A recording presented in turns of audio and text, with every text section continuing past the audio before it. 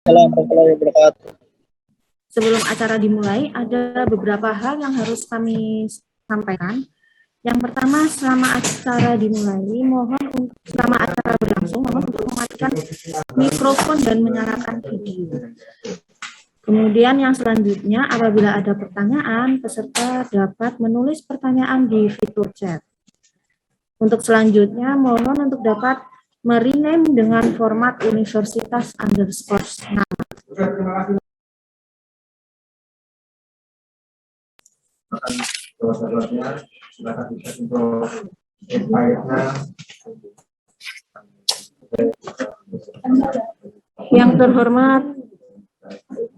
Yang terhormat Kepala Dinas Kesehatan. Yang terhormat Kepala Dinas Kesehatan Kabupaten Ponorogo, dalam hal ini diwakili oleh Kepala Bidang yang sekaligus sebagai narasumber kita pada hari ini, Dr. Hermansyah MM. Puja dan puji syukur kita panjatkan kehadirat Allah Subhanahu wa Ta'ala yang telah memberikan rahmat, taufik, serta hidayahnya kepada kita semua, karena kita dapat berkumpul pada hari ini meskipun secara daring. Selamat datang pada Zoom Meeting Fakta dan Mitos Vaksin Moderna 30 Agustus 2021. Adik-adik semua, mari kita buka acara pagi hari ini dengan bacaan basmalah. Bismillahirrahmanirrahim. Menjaga daya tahan tubuh apa tidak cukup? Kita akan bahas itu. Kenapa kok vaksin itu penting? Sekarang kita lihat. Kita akan membahas pentingnya vaksinasi. Kemudian mungkin adik-adik pernah mendengar yang disebut dengan herd immunity. Kemudian kenapa kok vaksinasi COVID itu dianggap dapat mengendalikan penularan COVID? Dan yang terakhir, besok adik-adik akan divaksin dengan Moderna. Lain-lain ya, ada yang Sinovac, ada yang AstraZeneca, ada Pfizer, ada Moderna, ada Sinovac, dan lain-lain. Dan kita bahas satu persatu.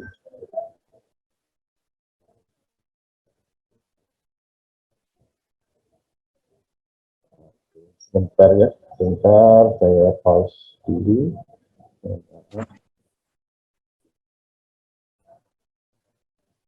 Ada kesalahan teknis, mohon maaf sebentar.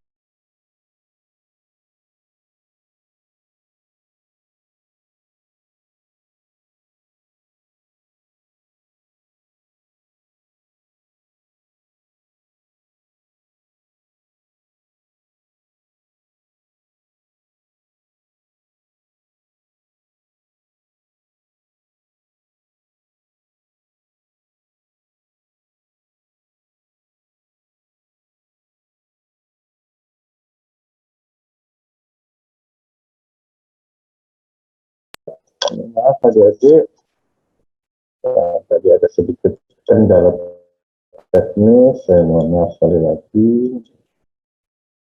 Oke, jadi kita akan bertanya nih, sekarang ini pertanyaan utama yang ada, beredar di masyarakat itu adalah, kapan ya COVID ini berakhir?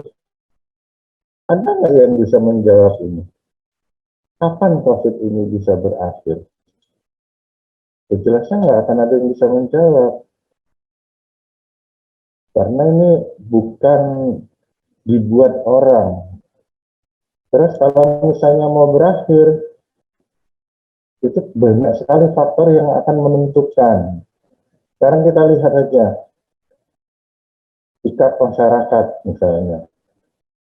Lihatlah di sekeliling adik-adik, atau di lingkungan adik-adik sendirilah, makannya bareng tanpa masker.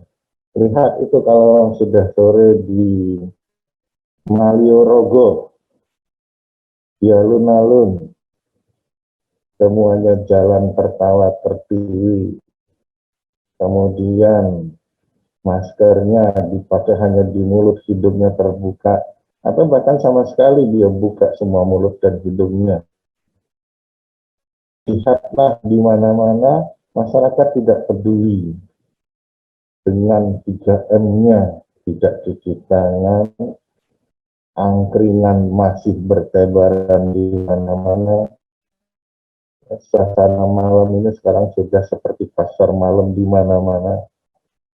Apalagi kalau sudah Sabtu dan Minggu, lihatlah bagaimana sikap masyarakat yang terkesan tidak peduli dengan penyebaran COVID. Nah, sekarang kalau misalnya sikap masyarakat seperti itu, pertanyaan kapan pandemik akan berakhir, dianggap aja yang lalu. Kemudian yang lain, kalau kita lihat di sini ada pemberian vaksin. Lihatlah bagaimana pemberian vaksin ini sulitnya setengah mati.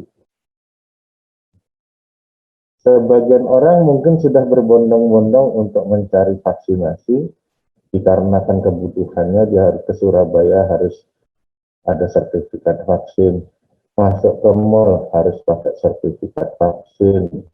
Naik kereta api, naik pesawat terbang, semua harus ada sertifikat vaksin. Tapi sebagian masyarakat lagi tidak mau divaksin. Padahal vaksin ini sebetulnya bukan satu-satu yang utama. Terus bagaimana dengan obat? Sampai dengan saat ini, para ahli masih mencari obat, masih mencari obat. Jadi obat yang ada sekarang ini lebih pada meredam, bukan pengobatan utama. Jadi meredam dari dinamika penyakit ini agar dia tidak berkembang dengan sangat cepat dan ganas. Jadi diredam. Kemudian bagaimana dengan deteksi SARS-CoV-nya? Kita lihat sendiri di masyarakat, bagaimana mereka semua menolak untuk dilakukan tes. Kalau ada keluarganya yang kena, keluarga yang lain menolak dengan keras. Jadi belum lagi kita semua tahu bahwasanya SARS-CoV itu sudah hampir 100 kali bermutasi. Dan setiap kali dia bermutasi, dia akan menjadi lebih ganas, lebih cepat menyebar, dan seterusnya. Kita tahu kemarin di India begitu banyak yang meninggal karena terkena serangan mutasi dari COVID yang kita sebut dengan varian Delta. Dan alhamdulillah varian Delta masuk ke Indonesia. Di Indonesia pun pada bulan Juli melonjak tajam. Belum selesai varian Delta ini menyerang, sudah ada lagi mutasi dengan varian Delta Plus, Lambda, Kappa, dan seterusnya. Ini datang lagi yang baru. Nah, bagaimana mungkin kalau kita bertanya kapan pandemi COVID ini akan berakhir? Jadi, bagaimana supaya dia berakhir? Ya, tergantung kita. Kita mau kapan? Ya, kalau kita mau cepat, ya maka kita lakukanlah apa yang bisa kita lakukan bersama. Kita harus bisa merubah sikap attitude dari masyarakat bagaimana menghadapi pandemi COVID ini. Selanjutnya, vaksinasi itu adalah salah satu ikhtiar. Jadi bukan jalan keluar, tapi salah satu ikhtiar agar kita bisa menghambat, memperlambat, memperkuat diri kita sendiri agar kalau misalnya nanti terkena COVID, kita akan lebih aman dan mungkin tidak menjadi berat. Jadi vaksin itu adalah produknya. Jadi adik-adik jangan salah kaprah antara vaksin, vaksinasi, dan imunisasi. Vaksin itu produk yang kita buat ya, untuk menghadapi suatu antigen tertentu.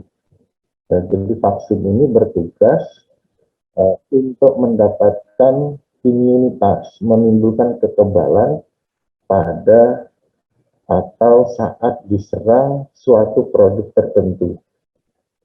Apa itu vaksinasi? Vaksinasi itu adalah pemberian vaksin ke dalam tubuh dalam rangka menimbulkan imunitas. Dalam rangka menimbulkan imunitas. Yang ketiga, mungkin adik-adik juga masih ingat ada yang disebut imunisasi. Ingat, ada vaksinasi. Vaksinasi adalah memberi vaksin. Kalau imunisasi itu adalah bagaimana proses imun itu terbentuk. Nah, imunisasi ini termasuk vaksinasi tersebut. Supaya mendapatkan imun, maka orang itu harus diberi vaksin atau divaksinasi. Ya, jadi ini saling berhubungan, tapi sebetulnya tidak sama. Selanjutnya, nah sekarang, kenapa sih vaksinasi ini dianggap penting untuk mencegah penularan? Nah, kita tahu bahwasannya yang namanya virus, ya, jadi COVID itu kan virus. Virus itu merupakan suatu antigen. Nah, antigen ini kalau dia masuk ke dalam tubuh, maka tubuh akan bereaksi. Bereaksi membuat kekebalan. Nah, masalahnya adalah kekebalan ini terbentuknya cukup lama. Membutuhkan waktu lebih dari 1 minggu. Lebih tepatnya kita anggap aja 10-14 hari. Jadi 2 minggu. Padahal COVID yang bergejala itu akan menjadi berat dan menyebabkan kematian dalam kurun waktu kurang dari 1 minggu. Jadi kebayangkan kalau orang terkena virus yang bergejala sedang berat, maka dia akan sudah meninggal sebelum kekebalannya aktif. Kalau dia mendapatkan COVID dengan gejala sedang berat, maka dia akan sudah meninggal sebelum kekebalannya menjadi cukup ampuh untuk melawan. Ini tolong dipahami. Nah, dengan vaksinasi, maka kekebalan itu sudah ditumbuhkan lebih dulu. Jadi, tubuh diperkenalkan dengan antigen COVID sebelum COVID itu sendiri menyerang tubuh manusia. Jadi, seseorang diberikan antigen COVID, dia membuat kekebalan dalam kurun waktu lebih kurang 2 minggu. Di dalam tubuhnya sudah ada pembentukan kekebalan. Sehingga pada saat seandainya nanti dia terkena COVID yang nyata, maka kekebalannya sudah ada tanpa perlu menunggu 2 minggu. Nah, itulah pentingnya vaksinasi. Jadi vaksinasi ini membuat seseorang sudah punya kekebalan sebelum dia terkena virus yang asli. Sebelum terkena penyakit. Ini yang perlu kita pahami. Jadi vaksinasi ini akan mencegah penularan, memberantas penyakit, dan mengendalikan penularan penyakit. Kenapa sih kok perlu vaksinasi? Penyakit dapat dicegah dengan vaksin, dan banyak sekali penyakit-penyakit yang masih tetap ada, yang dia bisa dicegah dengan vaksin. Jadi, kita membutuhkan vaksin karena ada penyakit-penyakit yang sehari-hari ternyata dia tinggal di dekat kita. Makanya setiap hari kita tahu ada orang yang divaksin dengan BCG, itu untuk TBC. Kenapa kok selalu diberikan BCG? Karena penyakit TBC itu selalu ada, belum hilang dari bumi Indonesia. Ada DPT untuk difteri, pertusis, ada tetanus, ada campak. Itu adalah penyakit-penyakit yang terus-menerus ada di sekitar kita dan bisa dicegah dengan vaksinasi. Yang kedua, jadi vaksin itu sama pentingnya untuk kesehatan kita seperti kita sedang makan ataupun sedang berolahraga. Vaksin sampai saat ini masih dianggap sebagai salah satu alternatif yang aman dan efektif untuk mencegah penyakit-penyakit yang dapat dicegah dengan vaksin. Kenapa saya bicara begitu? Karena memang ada penyakit yang tidak ada vaksinnya. Pemberian imunisasi sewaktu kecil tidak memberikan jaminan kekebalan yang tetap untuk seumur hidup. Jadi adik-adik harus tahu bahwasanya walaupun kita divaksin, bukan berarti kita kebal tidak akan terkena.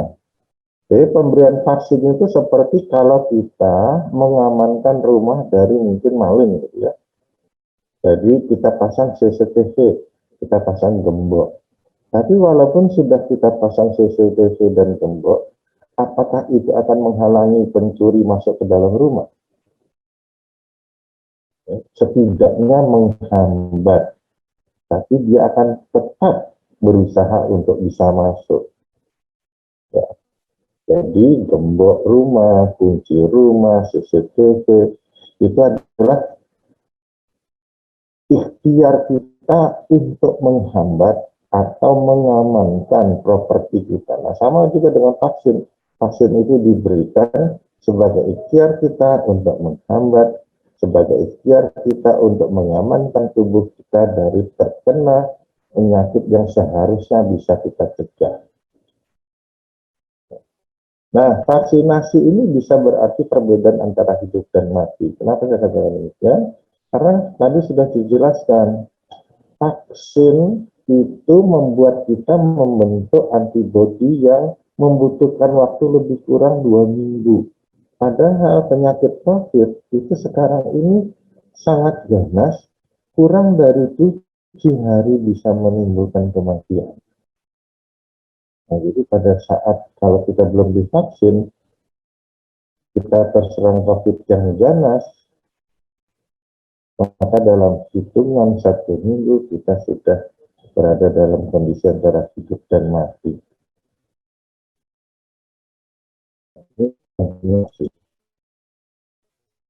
Belum lagi kalau kita katakan bahwasanya penyakit akan vaksinasi ini akan membuat lingkungan keluarga kita lebih aman. Kenapa kok begini? Nanti kita lihat ya. Selanjutnya, jadi tadi kita sudah lihat mencegah penyakit, penularan penyakit, eradikasi dan mengendalikan penularan penyakit. Ini mekanisme kerja vaksin. Jadi,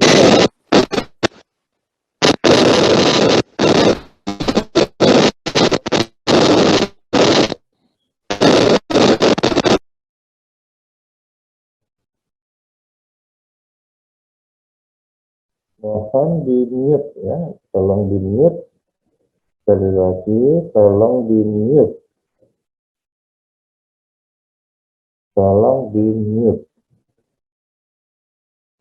Terima kasih. Oke, sekarang kita lihat di sini. Kalau misalnya vaksin, vaksin itu kan adalah sebuah antigen. Jadi kalau antigen ini masuk, dia akan dikenali oleh tubuh, ya, oleh tubuh. Dia akan dikenali, dilihat, diamati dicatat ciri-cirinya, diperhatikan betul, difoto barangkali atau diukur ukuran tubuhnya. Nah, di sana dia akan dikenali oleh tubuh, diamat-amati, kemudian dia akan disampaikan informasi ini ke limfosit B.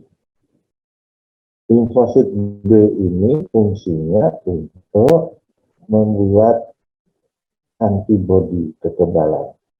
Jadi kalau antigen datang, limfosit T ini dia akan menyampaikan info ke B. Di B ini akan dibentuklah antibodi. Nah, antibodi inilah yang akan mempertahankan kekuatan tubuh kita bila terserang oleh antigen ini. Di sisi lain, kalau satu antigen datang, selain dia dikenali kemudian dipergunakan untuk membentuk kekebalan tubuh, di sisi lain dia akan langsung dihajar oleh tubuh dengan sel darah putih kita. Jadi ada T killer, pembunuh, ada juga nanti neutrofil, kemudian ada juga makrofag. Makrofag ini adalah monosit yang ada di jaringan. Jadi makrofag ini tukang makan, fagositosis. Dia akan memakan antigen. Antigennya dimakan, kemudian di dalam makrofagnya dia akan dihancurkan memakai lisosom, enzim lisosom. Selain itu, dia juga akan dihancurkan oleh T-cells killer, ya, T killer. Kalau misalnya pada HIV, nah ini yang akan dihancurkan oleh HIV. Sehingga lama-lama kita nggak punya lagi kekebalan. Tidak ada lagi kekuatan untuk mempertahankan diri dari infeksi. Karena ini yang dihancurkan. Lanjut. Kalau misalnya vaksin COVID ini yang sudah disebarkan oleh pemerintah secara gratis tidak mencapai targetnya nggak tercapai, karena sekarang ini masih sampai 30% dari seluruh penduduk Indonesia, maka akan terjadilah outbreak. Nah, kalau terjadi outbreak, maka outbreak respon immunization itu patut dilakukan. Seperti yang kita lakukan sekarang ini, banyak sekali kita lakukan secara massal, dan secara massal. Kita menyasar seluruh tempat, ya, dibantu dengan pihak TNI maupun pihak Polri. Kalau kita ingat dulu, bahwasanya pertama-tama dulu dikenal sekali vaksinasi yang pertama oleh Edward Jenner pada 1996, tapi sebelum Edward Jenner itu dikatakan sudah dilakukan lama sebelumnya oleh dokter-dokter di Turki. Ya, nah, ini hanya sejarah saja. Ya. Kita lihat lagi, imunisasi itu masih ditanggung oleh pemerintah, apalagi ini COVID ini baru. Aduh, teknis lagi. Maaf, saudara-saudara.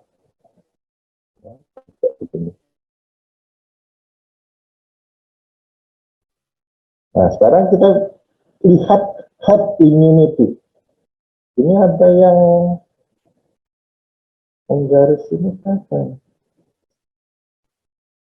Anu ya, tolong tidak bermain-main di screen. Tolong tidak bermain-main di screen. Jadi sekali lagi, herd immunity. Nah, ini adik-adik sudah mendengar. Sebenarnya herd immunity ini seperti apa sih? Nah, ini dia. Herd immunity adalah kekebalan kelompok. Kekebalan kelompok. Nah, untuk mencapai herd immunity ini, maka kelompoknya harus kelompok besar yang sudah tervaksin.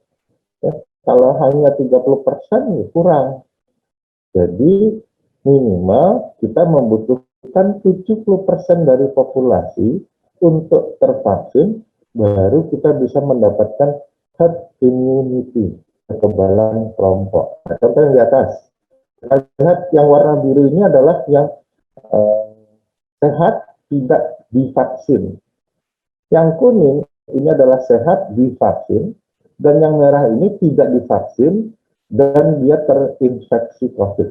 Ya, kita lihat yang namanya herd immunity itu seperti apa. Kalau dalam satu populasi didapatkan orang-orang sehat tapi tidak tervaksin, dan hanya ada 1, 2, 3 ini yang divaksin, yang kuning-kuning ini vaksin, maka apabila ada 1, 2 orang yang terinfeksi COVID dan dia berada dalam kelompok ini, maka dengan sangat cepat dan sangat mudah sekali akan terjadi penyebaran virus. Lihat, yang tadinya biru, ini menjadi merah. Mungkin adalah 1, 2 orang yang tidak terkena, tapi akan lebih banyak yang terkena. Makanya kadang-kadang kita sebut ada klaster. Misalnya baru klaster takziah, klaster mantenan, ya, klaster pelatihan. Nah, inilah yang kita lihat itu. Jadi pada saat dia duduk-duduk bareng, nggak pakai masker, makan bareng, tidak jaga jarak, nggak cuci tangan, maka apabila ada 1, 2 orang saja yang terkena, hampir seluruhnya bisa terpapar dan terinfeksi COVID. Kita lihat di sini. Langsung ya, mudah sekali karena ini ada yang bermain-main dengan mouse. Mohon mouse tidak bermain-main di atas screen. Ya, tolong semua peserta tidak bermain-main di atas screen.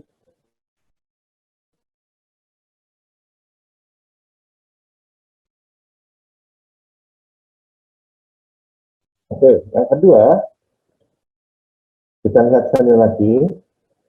Jadi ada yang terpapar berhadapan dengan masyarakat atau kelompok masyarakat yang tidak tervaksin. Yang tervaksin ini mungkin masih aman. Nah, sekarang bagaimana kalau dia diimunisasi? Lihat yang kuning ini adalah sehat divaksin. Ini ada divaksin. Mungkin ada beberapa yang belum divaksin. Apabila ada 1 atau ada beberapa yang terinfeksi, maka yang terinfeksi ini dikelilingi oleh orang-orang yang sudah punya kekebalan, sehingga infeksi ini teredam, dan dia melindungi orang-orang yang belum tervaksin tadi. Ya mungkin ada 1 yang terkena, tapi setidaknya yang lainnya aman. Nah, ini yang kita sebut herd immunity. Kalau masyarakatnya sudah divaksin, maka apabila ada orang yang terpapar COVID, maka dia akan tidak dapat menyebarkan virusnya. Ya, ini baru bisa kita capai apabila sudah 70% atau lebih masyarakat yang tervaksin. Ini pengertian herd immunity. Lanjut.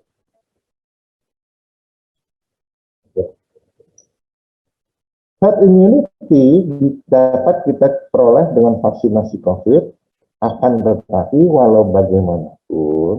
walaupun kita sudah divaksin, Ingat kata-kata tadi, ibaratnya sebuah rumah sudah digembok, sudah dipagar, sudah diberi CCTV, tapi itu kan dia menghambat, meredam pencuri masuk ke dalam rumah. Apakah pencuri itu tidak bisa masuk ke dalam rumah? Jawabannya jelas bisa dengan berbagai cara yang lain. Oleh karena itu, walaupun kita sudah divaksin, bukan berarti kita meninggalkan protokol kesehatan. Jadi protokol kesehatannya tetap diusahakan terjaga. Artinya kita memakai double protection, proteksi ganda. Sudah divaksin, kita tetap melakukan protokol kesehatan. Apa itu protokol kesehatannya? Dulu itu 3M, sekarang ditambah jadi 5M, 6M, 7M.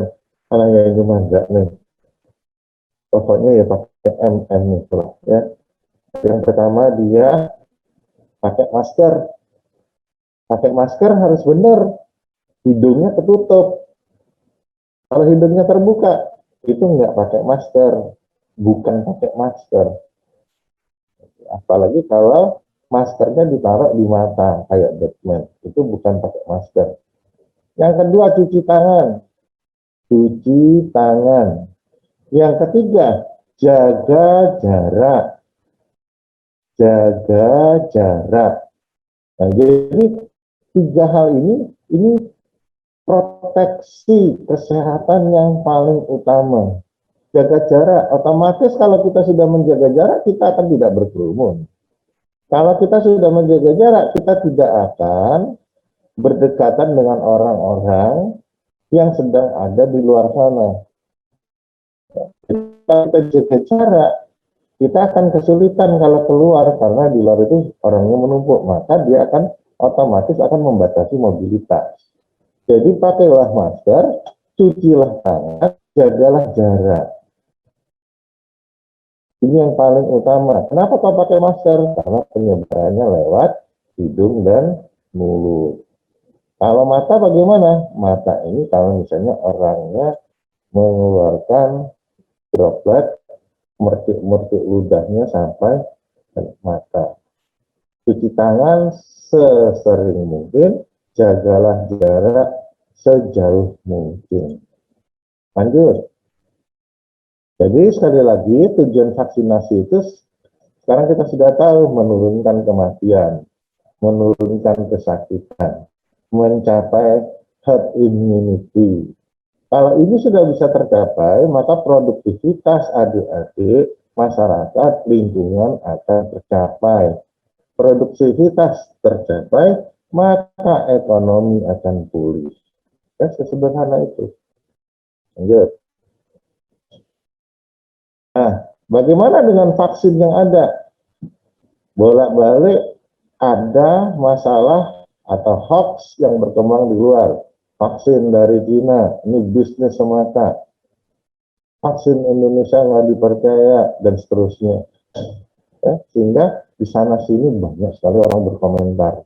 Orang-orang yang tidak tahu itu menjadi pintar. Pintar apa? Pintar berkomentar. Semua orang merasa dirinya pintar. Pintar apa? Berkomentar tanpa ilmu tentunya. Lanjut. Oke, selanjutnya ini pengembangan vaksin. Anda harus tahu, yang namanya vaksin itu nggak serta-merta langsung jadi. Kita ingat pertama kali vaksin itu dikembangkan itu oleh negara Cina. Setelah itu Eropa, Amerika, dan seluruh dunia termasuk Indonesia berusaha membuat vaksin masing-masing. Terus vaksin mana yang paling bagus? Nggak ada vaksin yang paling bagus. Yang ada adalah bagaimana tubuh itu berespon terhadap vaksin yang diberikan ke kita. Jadi vaksin terbaik pun kalau tidak direspon tubuh ya percuma saja. Oleh karena itu, kita yang penting meyakini saja bahwasanya vaksin yang diberikan kepada kita itu adalah vaksin yang terbaik. Ya, jadi keyakinan itu adalah vaksin yang ada saat ini adalah vaksin yang terbaik pada saat ini. Sehingga apapun vaksin yang diberikan, kita welcome. Bahwasanya untuk membentuk sebuah vaksin, itu diperlukan proses yang panjang. Ya, mulai dari mengenali virusnya, meneliti virusnya, mengembangkan antivirusnya, maka vaksinnya, kemudian diuji secara laboratoris, diuji lagi, yang terakhir diuji kepada manusia. Kalau sudah diuji kepada manusia, di ACC sudah dapat angkanya, baru diproduksi secara massal, baru dilempar ke pasar. Nah ini butuh waktu 1 tahun lebih. Nggak bisa ceritanya 1 bulan langsung jadi. Vaksin itu butuh waktu lama. Butuh waktu lama.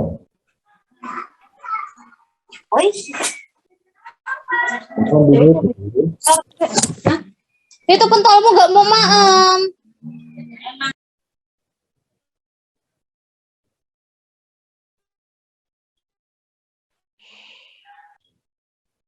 Mohon peserta suaranya di mute.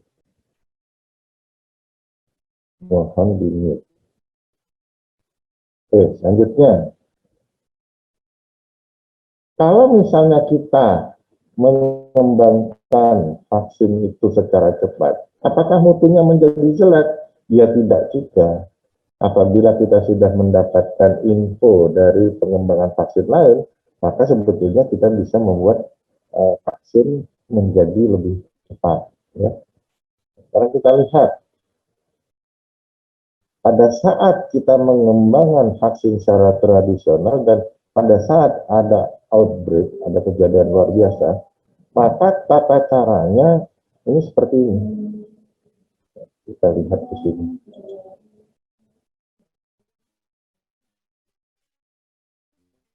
Ini bagaimana kita menganalisa pertama-tama sampai terjadi produksi massal. Saya lewati saja. Ini fase-fase uji klinisnya, ada fase 1, fase 2, fase 3. Fase 3 ini yang kemarin diuji di Bio Farma Bandung untuk Sinovac. Kita lihat efikasinya. Fase 3 ini diuji juga di Brazil dan juga diuji di Turki ya, untuk melihat layak atau tidaknya Sinovac. Ini yang dulu heboh di negara kita. Nah, kemudian di sana akan dilihat peningkatan antibodi yang spesifik. Jadi adik-adik harus ingat, ada satu antigen, maka tubuh akan membentuk antibodi yang spesifik terhadap antigen tersebut. Jadi kalau misalnya terbentuk, kita punya antibodi terhadap COVID, dia tidak mau bekerja untuk misalnya HIV. Jadi khusus COVID, antibodi ini khusus untuk COVID. Nah, kemudian apa yang disebut dengan zero protective? Jadi tadi ada protective. Zero protective ini adalah level antibodi yang diperoleh pada tingkatan yang dibutuhkan. Jadi apakah sudah cukup antibodi itu melindungi tubuh terhadap sesuatu. Jadi ada serokonversi dan ada seroprotektif. Nah, kemudian ada lagi yang kita sebut dengan efikasi dan efektivitas. Efikasi itu apa?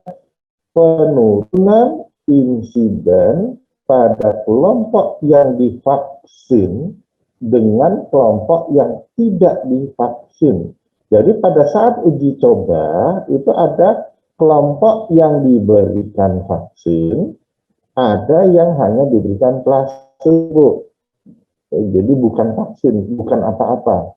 Jadi ada yang diberikan vaksin beneran, ada yang diberikan placebo. Dia tidak berisi apa-apa. Nah, kita lihat di sana kelompok yang divaksinasi dia kena penyakitnya berapa banyak dibanding dengan kelompok yang tidak divaksinasi.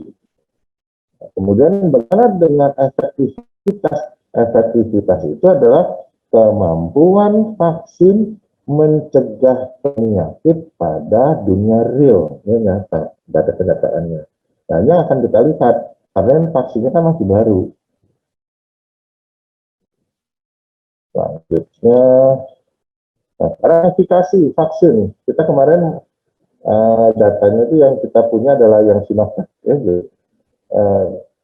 kita di Indonesia, efikasi, ini efikasi bukan efektivitas.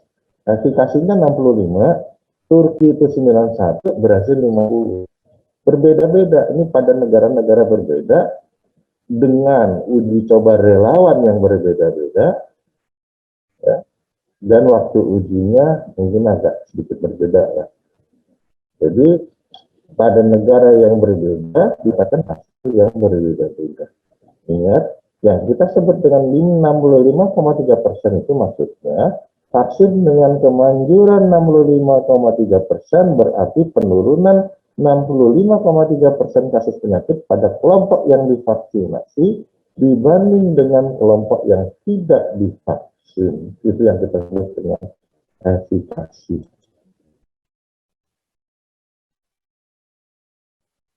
Nah, terus kenyataan yang ada di negara ini, karena ini bolak-balik masyarakat komplain, di Ponorogo ini komplain, bahwa saya daftar kok nggak dapat. Oh, barusan dibuka kok sudah habis.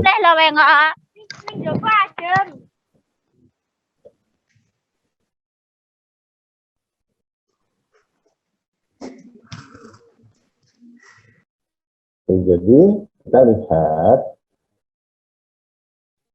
jumlah vaksin yang kita dapat itu dibagi dengan seluruh penduduk Indonesia, sehingga di Ponorogo sama seperti di kota-kota lain itu juga mendapatkan jumlah vaksin yang terbatas, dan ini untuk seluruh warga Ponorogo.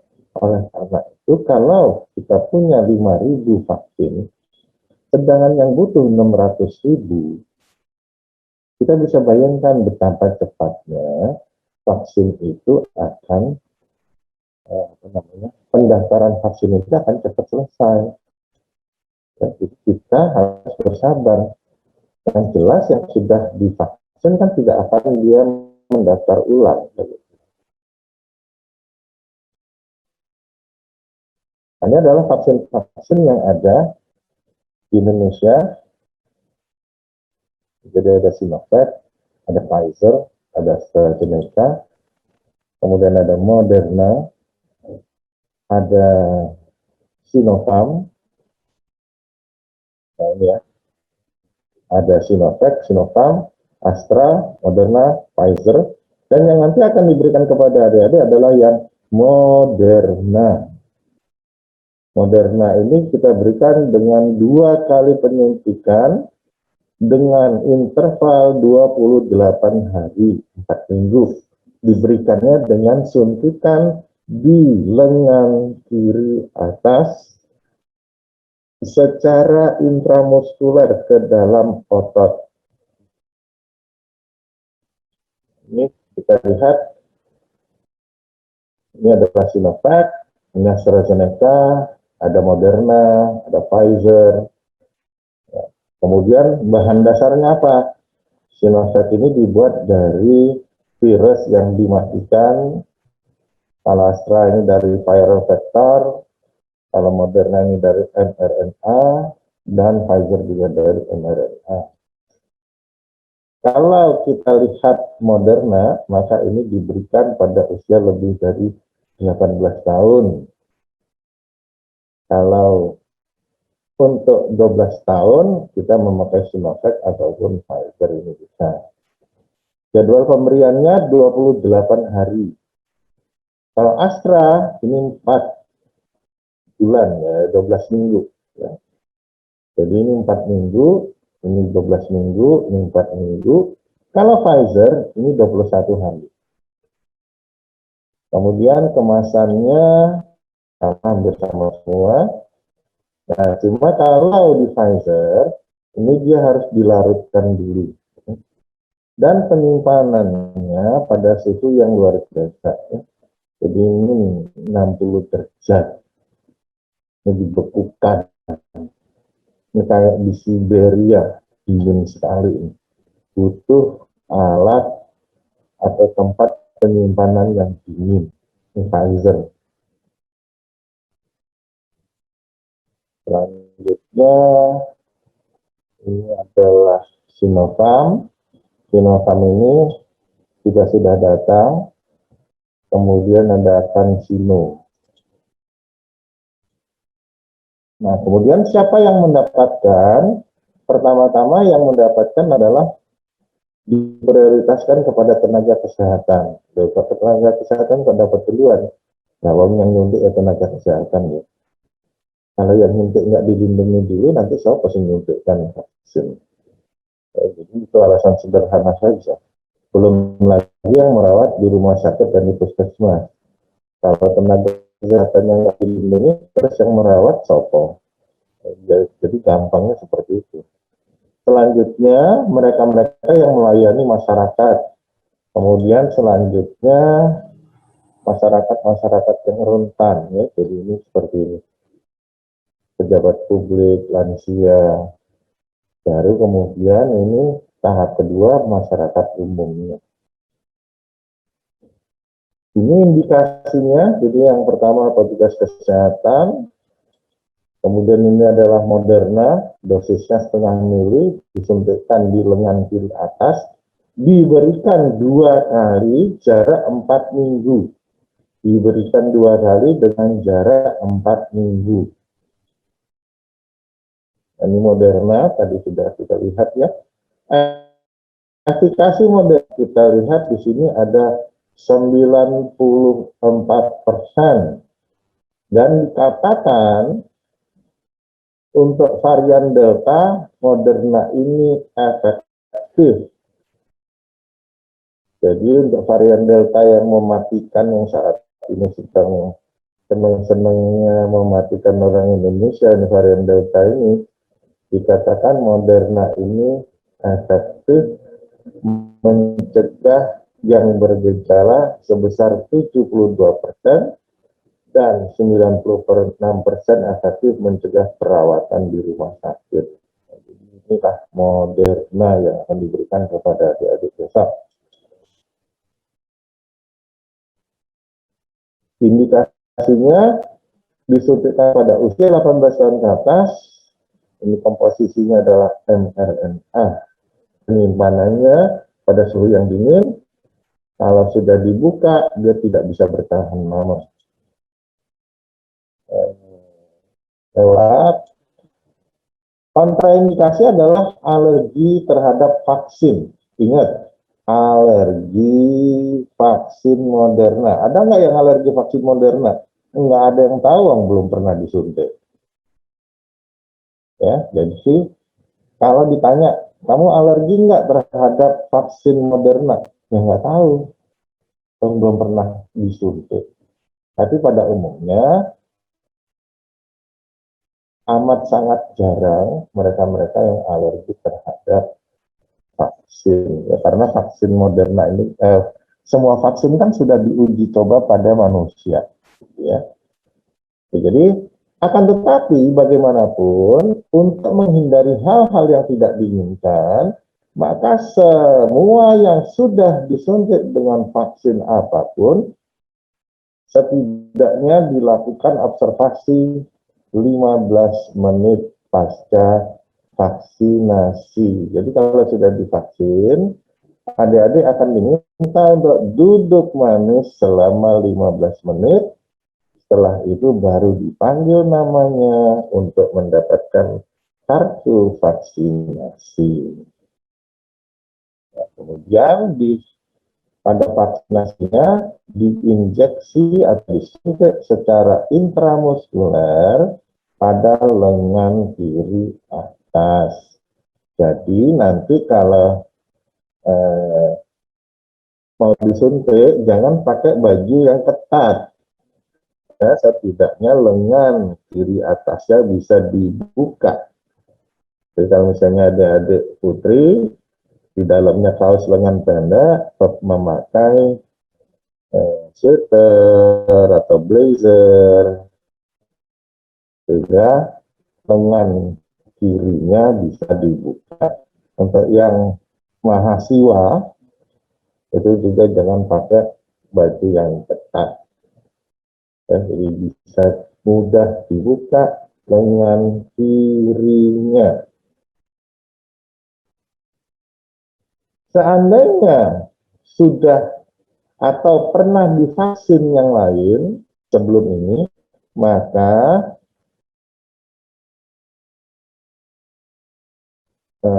berilah jarak yang aman itu 1 bulan. Ya.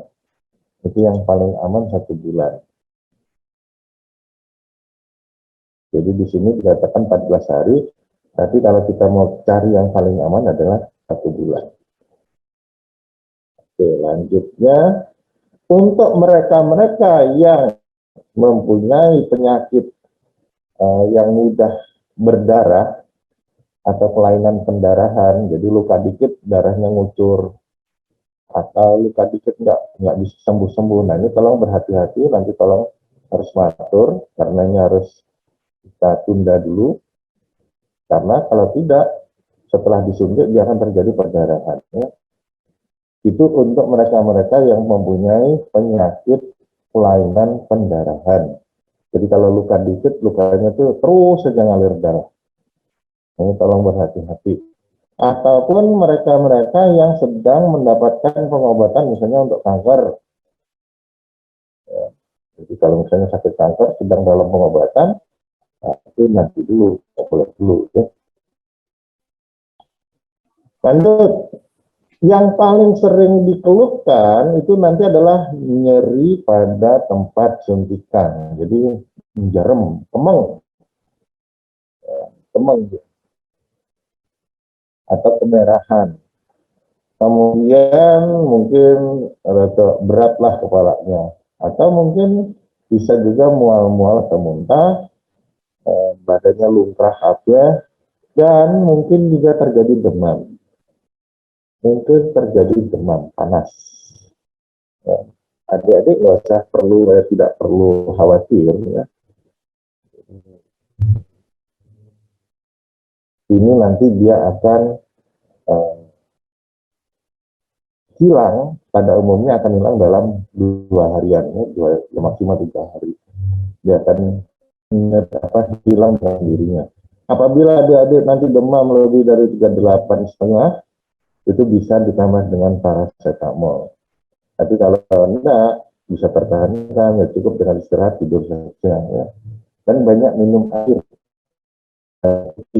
Bukan air manis, air putih saja.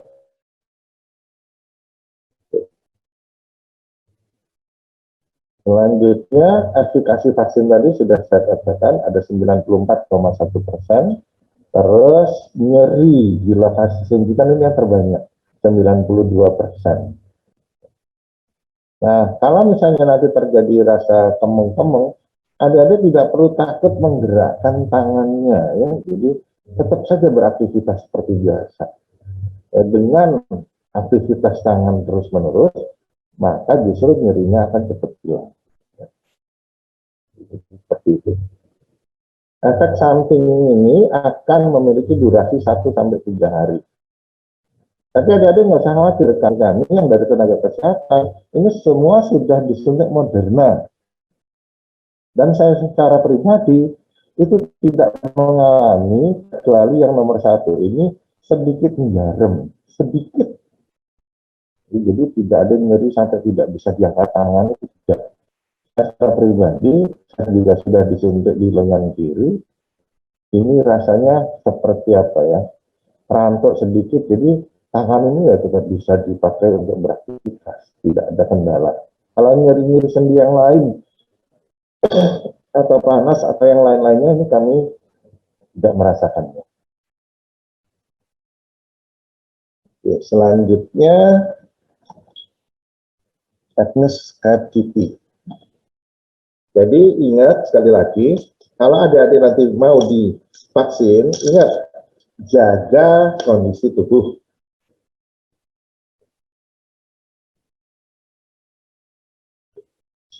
Sehat penuh, tidak sedang misalnya flu berat atau sedang kumat seseknya, atau misalnya makan berlebihan. Jadi saran kami, jangan minum kopi paling sedikit 24 jam sebelum divaksin. Kemudian malam sebelum divaksin tidurlah paling sedikit 8 jam. Kalau adik-adik biasa berpuasa, ya mungkin berpuasa malah lebih bagus. Tapi kalau adik-adik nggak terbiasa berpuasa, maka cobalah untuk makan sekedarnya. Jadi bukan makan besar ya, bukan sarapan besar, tapi sarapan sekedar hanya untuk mengisi perut kosong. Kemudian minumlah air putih, nggak usah air manis.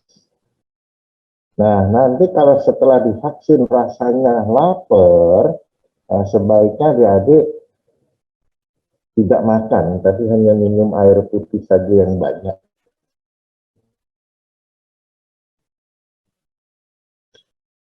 Bila siang terasa lapar sekali, makanlah sekedarnya saja. Tapi kalau adik-adik tahan lapar, maka makanlah seperti orang berbuka puasa. Jadi setelah maghrib baru makan. Tapi kalau enggak, ya silahkan makan siang secukupnya, bukan makan besar. Ingat, minumlah, tapi jangan minum yang manis. Minumlah air putih saja, tidak kopi.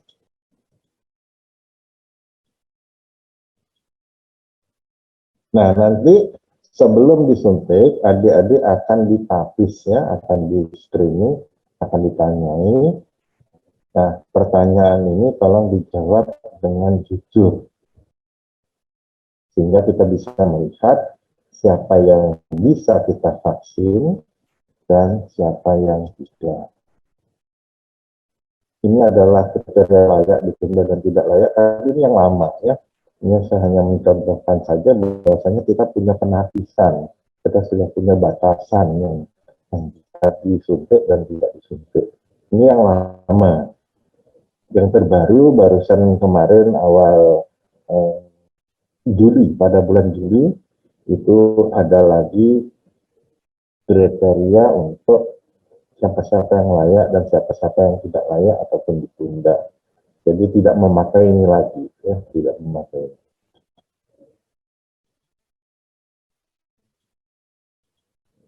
Nah, ini nanti kita sudah lihat ada nyeri, bengkak, merah, capek, mumet, atau demam, nyeri sendi, nyeri otot. Ini hal yang normal ya, 1-2 hari. Kalau misalnya nyeri, terasa adik-adik tidak nyaman, bisa dikompres dingin. Tapi ingat, tetap gunakan lengan untuk beraktivitas. Kalau misalnya nyerinya adik-adik nggak tahan, bisa minum paracetamol. Kalau sakit kepala, ya paracetamol bisa diminum. Yang lain-lain, demam, menggigil, bengkak, tetap minum air. Ingat, ini minum air. Kemudian hindari makanan pedas. Apalagi yang laki-laki nih, kopi, merokok, apalagi beralkohol. Usahakan tidur, istirahat. Ya. Tapi ingat, tangannya jangan didiemin. Kalau nanti misalnya adik-adik tidak nyaman, tidak betah, atau tidak berkurang, maka nanti Di situ akan ada di kartu vaksinasi adik-adik akan tercatat dokter dan nomor yang bisa dihubungi atau puskesmas atau tenaga kesehatan setempat, bidan desa atau perawat yang bisa dihubungi. Jadi bisa konsultasi.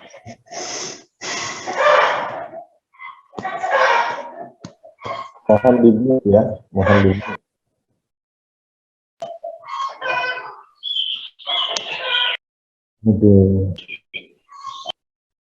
Tolong di-mute.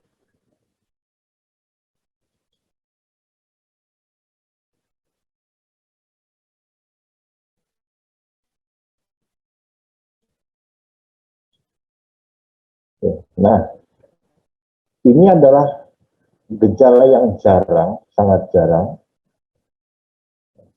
terjadi dan tidak kita harapkan, dan biasanya ini terjadinya saat setelah disuntik. Akan tetapi adik-adik nggak usah khawatir, karena kita selalu menyiapkan tim P3K bila butuh pertolongan, dan alhamdulillah sampai dengan saat ini kami dari Dinkes, Puskesmas, rumah sakit yang sudah disuntik Moderna tidak terjadi hal-hal yang tidak diinginkan seperti ini.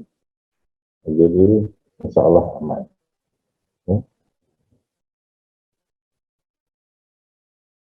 Kalau tadi sudah dikatakan, kalau misalnya dalam 2 hari kok tetap pusing, adik-adik bisa berkonsultasi dengan dokter yang sudah ada nomornya di kartu vaksin. Ingat, vaksinasi tidak menyebabkan COVID. Vaksinasi tidak menyebabkan sakit COVID. Kenapa? Karena kita tidak memasukkan virus hidup. Apalagi Moderna itu hanya mRNA-nya tok. Jadi tidak mungkin vaksin itu akan menyebabkan sakit COVID. Kalau ternyata terkena sakit COVID, maka mungkin sudah terinfeksi sebelum vaksinasi atau terinfeksi setelah vaksinasi. Jadi jangan sampai adik-adik berpikiran setelah disuntik vaksin, aku kena COVID. Nah, ini tolong hati-hati.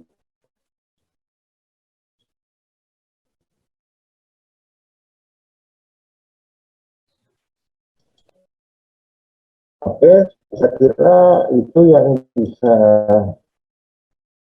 saya sampaikan. Kalau yang lain-lain ini hanya sekedar saja.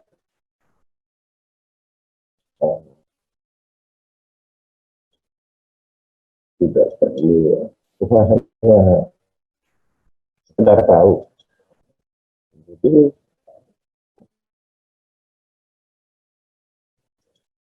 adik-adik sekarang sudah menjadi tenaga yang lebih tahu dari sebagian masyarakat yang lain. Jadi bisa berperan sebagai tokoh,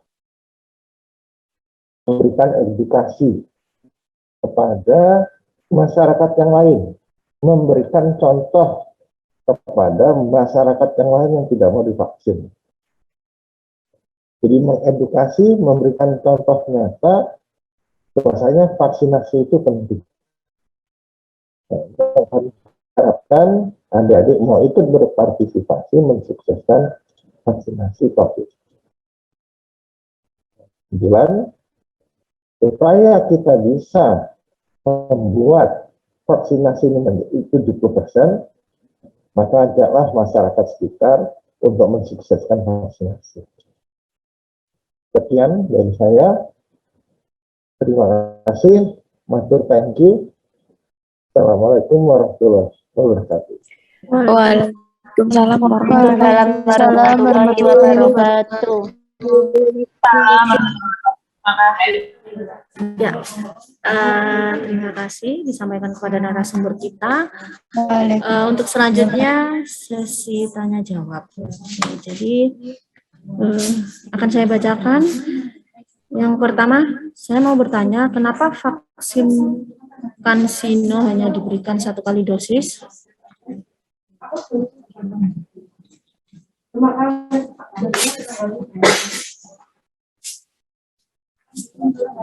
Monggo kepada Dr. Hermansyah. Kepada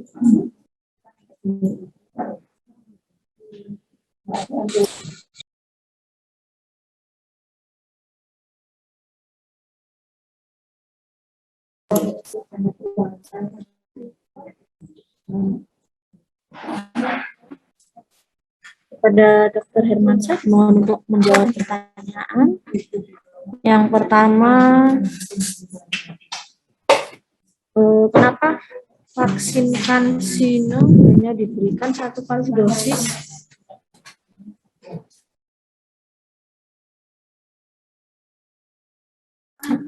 Nyon sewu Bapak masih di mute.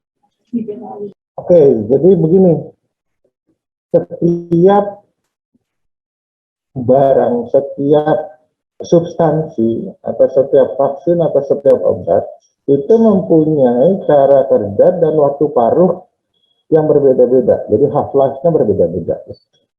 Ataupun dia mempunyai kemampuan yang berbeda-beda. Misal secara gampangnya, kita kasih contoh obat aja. Obat itu ada yang bekerjanya dia 24 jam. Ada obat yang bekerjanya hanya 8 jam, sehingga diberikan 3 kali sehari. Ada obat yang 24 jam, sehingga dia hanya diberikan sekali sehari. Kemudian contoh yang lain, ada obat yang diberikan dengan jarak 6 hari atau 1 minggu kemudian. Jadi tergantung dari pihak pembuat dan bahan yang dibuat dan kemampuan dia menimbulkan kekebalan, maka ada yang membutuhkan 2 dosis untuk mendapatkan apa yang diinginkan, apa aktivitas dan efikasi yang disebutkan tadi. Ada yang hanya 1 dosis. Jadi ada yang 2 dosis, ada yang 1 dosis. Itu tidak bermasalah. Sama seperti TBC. TBC itu hanya diberikan sekali. Tapi ada vaksin misalnya DPT, DT, itu kan diulang-ulang. Kemudian pada saat dia nanti SD diulang lagi. Kemudian tetanus itu diulang-ulang terus sampai 5 kali. Nah, jadi ada yang cukup hanya sekali tok, misalnya campak sekali, TBC sekali. Nah, jadi ada macam-macam vaksinasi yang butuh butuh berkali-kali disuntik dan ada yang butuh hanya 1 kali. Ya, kira-kira demikian. Ya, untuk pertanyaan selanjutnya, jika sudah melakukan vaksinasi jenis Sinovac dosis 1 dan 2, apakah harus mengikuti vaksinasi jenis Moderna? Oke, jadi berbeda dengan tenaga kesehatan. Kalau tenaga kesehatan yang melakukan pelayanan kepada publik, setelah mendapatkan Sinovac 2 kali, dia diberikan booster dengan Moderna. Ya, jadi diberikan vaksinasi ketiga dengan Moderna. Jadi 3 kali divaksin. Akan tetapi untuk masyarakat umum, dia kalau sudah dapat Sinovac tidak perlu lagi divaksin Moderna.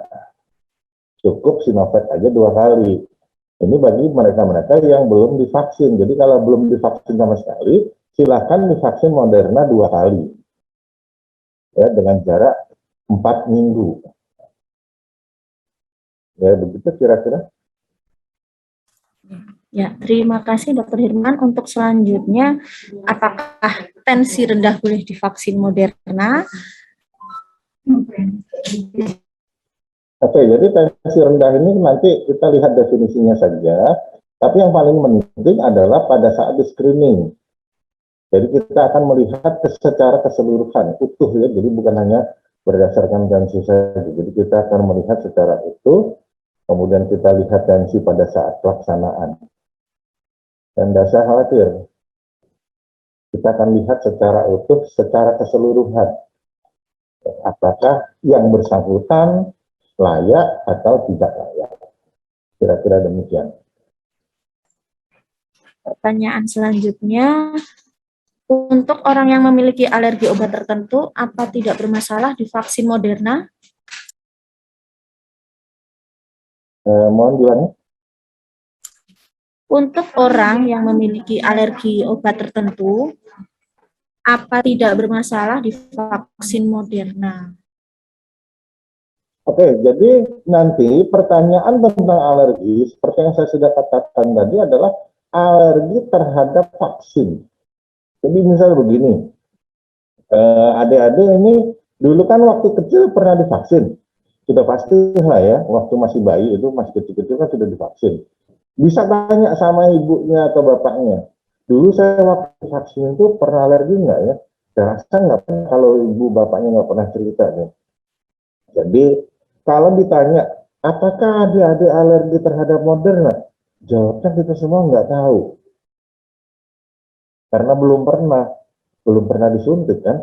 Jadi semua yang tidak pernah ada riwayat alergi vaksin, insya Allah aman.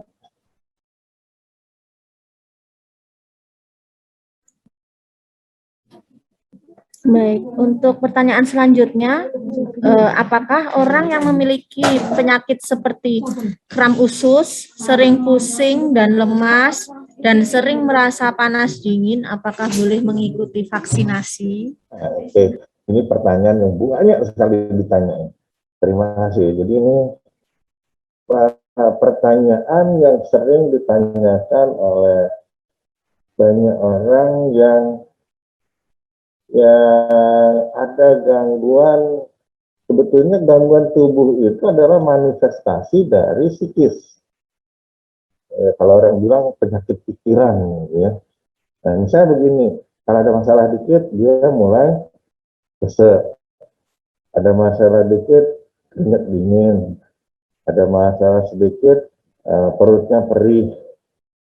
Ada masalah sedikit, langsung pusing-pusing, sakit kepala, dan seterusnya. Nah, kalau misalnya pada saat akan disuntik Moderna ini sedang kumat, sebaiknya kita tunda dulu. Biar pikirannya tenang, kondisinya bagus, baru kita akan berikan suntikan. Jadi psikis ini harus ditenangkan. Ya. Kita tidak bisa ngatasi secara fisik. Jadi psikisnya yang harus dibuat free, dibuat relax. Bahkan kadang-kadang ya memang harus dikonsultasikan dulu ke psikiatri. Bukan artinya sakit jiwa, bukan ya, tapi artinya bagaimana caranya agar si pasien atau si peserta vaksinasi ini bisa mendapatkan keyakinan, yakin bahwasanya dia memang butuh divaksin. Nah, ini keyakinan ini harus ditumbuhkan dulu. Jadi kalau misalnya dia datang dengan kondisi ragu-ragu, nah ini kemungkinan besar setelah disuntik dia akan mual-mual, sakit kepala, dan lain-lain. Padahal itu bukan karena vaksinnya, bukan karena disuntik vaksin, tapi karena psikisnya yang bermain. Nah, ini dua hal yang berbeda ya. Oke, kira-kira seperti itu. Kemudian ada pertanyaan lagi, kalau setelah divaksin kemudian di swab hasilnya apakah positif atau tidak? Sepertinya ini tadi sudah dijawab nih dokter, mungkin bisa diulang lagi biar adik-adik mahasiswa ini lebih jelas lagi. Oke, jadi suntikan vaksin COVID itu tidak memberikan, kita tidak menyuntikkan virus hidup. Semua vaksin COVID itu tidak ada yang berisi virus hidup. Sehingga kalau nanti di swab, ya nggak ada masalah. Kan virus hidupnya nggak ada. Tapi ingat, sekali lagi ingat, kita nggak pernah tahu si yang bersangkutan itu sedang terinfeksi atau enggak. Kok nggak tahu? Kok bisa nggak tahu dia terinfeksi atau enggak? Karena yang namanya infeksi virus COVID itu ada yang tidak bergejala. Jadi dia tidak bergejala, datang disuntik, diswab. Nah katanya ini gara-gara virus. Padahal itu sekali lagi, tadi kan sudah saya tampilkan ya, vaksin tidak menyebabkan COVID. Kalau dia ternyata positif, itu kemungkinan sebelum divaksin dia sudah terinfeksi, atau setelah disuntik vaksin, dia terinfeksi. Ingat, kekebalan itu baru timbul 2 minggu. Jadi selama suntikan dan kekebalan timbul, dia masih bisa terinfeksi COVID. Makanya setelah divaksin, yang namanya prokes 3M, 5M, 6M, 7M itu tadi wajib dipakai. Ya, tidak bisa dilepas begitu saja. Kira-kira demikian. Ya, terima kasih jawabannya dokter. Kemudian ada pertanyaan lagi. Pada waktu latihan jalan seperti tong atau frog dan lain-lain. Karena banyak. Oke. Ya. Pertanyaan berikutnya, saya penyintas COVID 1,5 bulan yang lalu masih merasakan long COVID. Terakhir merasakan minggu kemarin pusing sehari saja. Setelah itu tidak merasakan lagi sampai sekarang. Saya punya riwayat penyakit MAH kronik dan pernah EKG dengan hasil kelebihan kalium. Apakah saya boleh vaksin Moderna ini?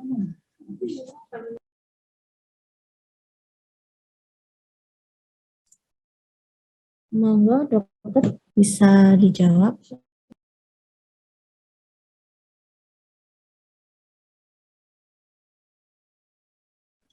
Penyintas COVID, long COVID,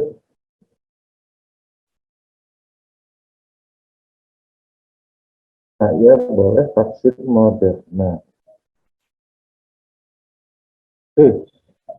Jadi kalau dia penyintas COVID, itu membutuhkan waktu 3 bulan. Jadi 3 bulan setelah dinyatakan sembuh dari COVID, baru boleh disuntik vaksin. Jadi kalau baru 1,5 bulan, ya masih harus menunggu 1,5 bulan lagi. Nah, terus bagaimana dengan long COVID? Jadi yang namanya COVID itu dia akan menyerang hampir seluruh organ tubuh. Ya. Butuh waktu untuk memperbaiki organ-organ tubuh yang terkena. Ya, jadi ada penelitian yang menyatakan hal ini bisa saja berlangsung sampai dengan 6 bulan. Jadi bisa sampai dengan 6 bulan. Akan tetapi ada saja yang tidak berapa lama sudah hilang semua. Nah, apabila keluhan ini dirasakan masih banyak, kami harap agar yang bersangkutan ini mau konsul ke dokter yang bertanggung jawab. Ya, jadi silahkan konsultasi ke dokter yang bertanggung jawab. Saya kira demikian.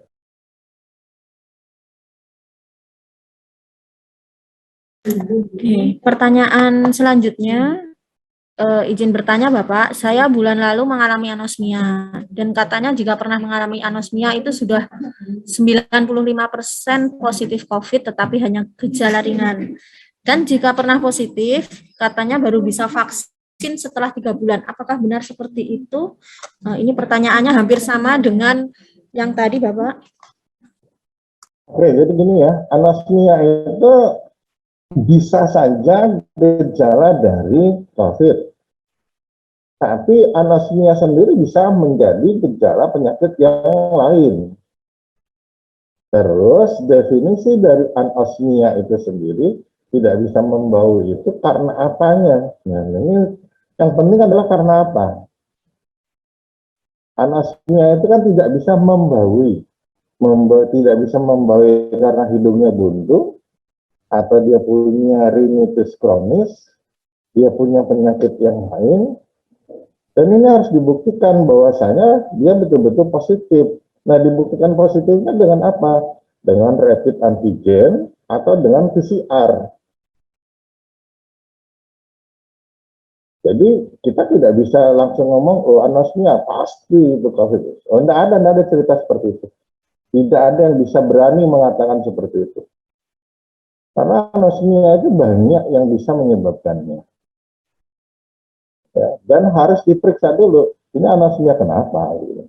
Nggak bisa sembarangan mengatakan pasti COVID. Nah, intinya di situ. Pasti COVID itu dibuktikan dengan apa? Dengan pemeriksaan PCR. Sudahkah dilakukan PCR? Kalau ada rapid antigen positif atau PCR positif, nah itu kita baru bilang confirm positif dia COVID. Kalau tidak, nah itu tanya-tanya besar. Oleh karena itu, kalau dalam situasi seperti ini, kita tidak bisa meyakini dia kena COVID kan? Kalau tidak kena COVID, ya silahkan saja divaksinasi. Atau kalau misalnya ini bulan lalu, 1 bulan, ya mestinya kalau diperiksa PCR udah nggak ada ya. Jadi silakan saja divaksinasi, nggak ada masalah, nggak usah khawatir. Karena ini kan tidak terbukti dia COVID atau bukan. Saya kira demikian. Pertanyaan selanjutnya, untuk riwayat penyakit asma boleh melakukan vaksin Moderna atau tidak? Oke, jadi kita punya rekomendasi dari Perhimpunan Penyakit Dalam. Yang namanya asma itu, kalau dia dalam kondisi sehat, tidak kumat, tidak dalam kondisi kumat akut, nggak ada masalah disuntik. Jadi kita sudah beberapa kali mendapatkan kasus yang seperti itu. Tapi kalau misalnya adik-adik khawatir, gampangnya begini saja. Nah, ini adik-adik kan punya dokter yang merawat asmanya. Silakan pergi ke dokter tersebut, kemudian meminta rekomendasi apakah kondisi adik ini saat ini sehat atau tidak sehat untuk mendapatkan Moderna. Tapi kalau jawaban saya, selama tidak dalam kondisi kumat, silahkan divaksin. Jadi itu sudah ada rekomendasi dari PAPI, jadi Perhimpunan Ahli Penyakit Dalam. Ini nanti bisa kami share rekomendasinya, bisa kami share ini kalau tidak nanti. Oke, yang lain. Baik, pertanyaan yang lain, apakah penyakit autoimun bisa vaksin Moderna ini, Pak? Dan apakah pemilik HB rendah juga bisa ikut vaksin atau tidak? Kemudian untuk yang selanjutnya, mungkin sekalian dibahas juga, yang mempunyai riwayat penyakit tipes dan bronkitis, apakah bisa ikut vaksin Moderna atau tidak? Oke, jadi kalau autoimun, nah ini harus konsultasi ke spesialisnya dulu ya. Kita nggak berani kalau yang autoimun ini khusus. Jadi bisa mempengaruhi imun dari seseorang, atau bisa juga tidak terbentuk, atau bisa membahayakan. Oleh karena itu, bagi yang memiliki penyakit autoimun, diharapkan untuk berkonsultasi dengan spesialis yang merawat dan bertanya kepada spesialis yang merawat bagaimana dengan vaksinasi. Jadi pada umumnya ini tidak dilakukan ya untuk yang autoimun. Tetapi kalau misalnya dia sudah remisi lama, jadi ini riwayat yang dulu, yaitu nanti tergantung dari dokter penanggung jawabnya, apakah merekomendasi atau tidak. Jadi kami hanya mau menerima bila ada surat rekomendasi dari dokter penanggung jawab.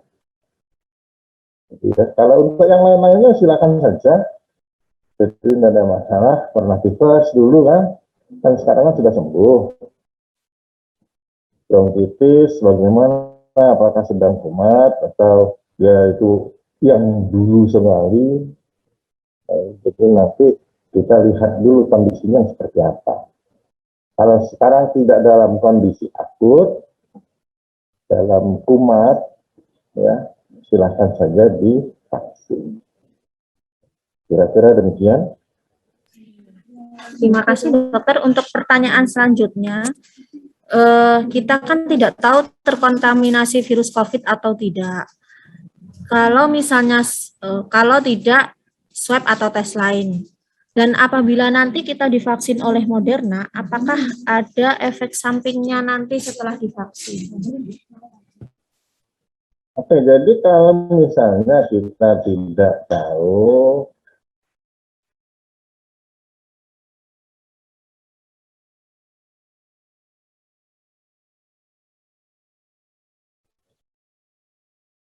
jadi kita tidak bisa tahu kena atau enggak, karena ada yang tidak bergejala.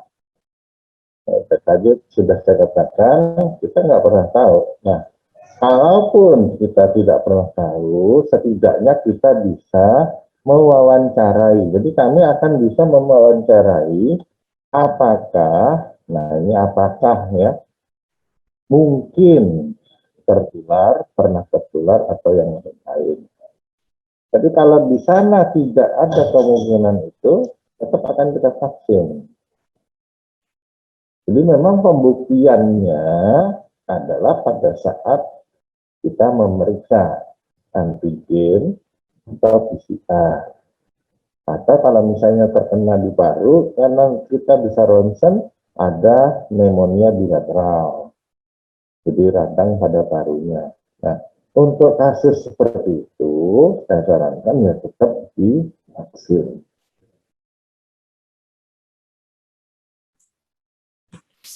Terima kasih. Untuk pertanyaan selanjutnya, apakah boleh sebelum vaksin mengkonsumsi obat, dan obat apa saja yang tidak dianjurkan untuk dikonsumsi sebelum vaksin?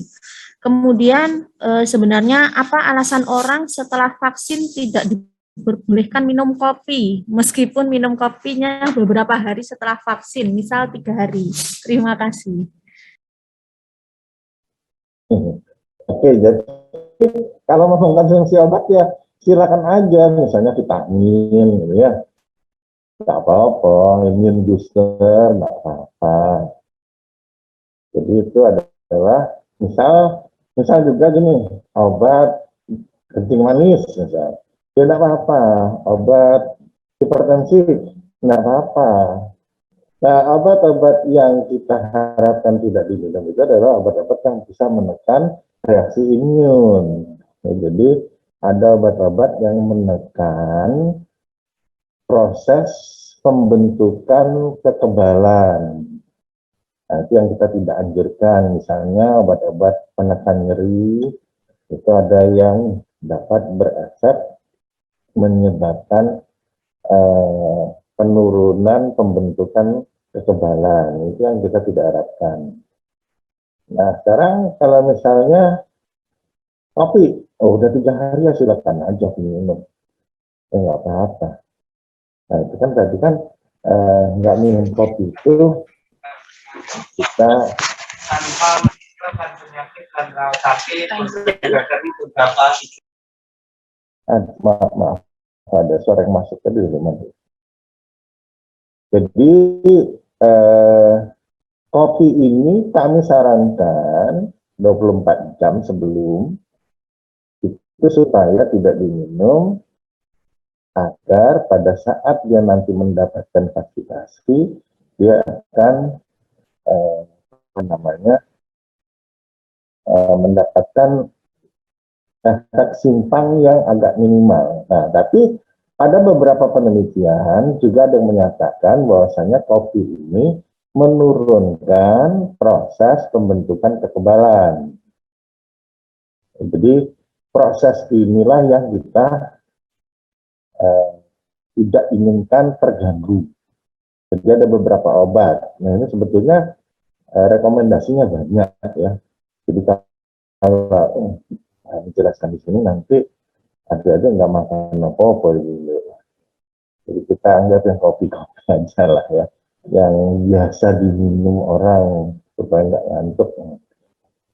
Kalau misalnya nanti adik-adik butuh banget kopi, saya kira kok ya bisa saja. Cuma sebetulnya kan kopi itu bukan kebutuhan primer ya.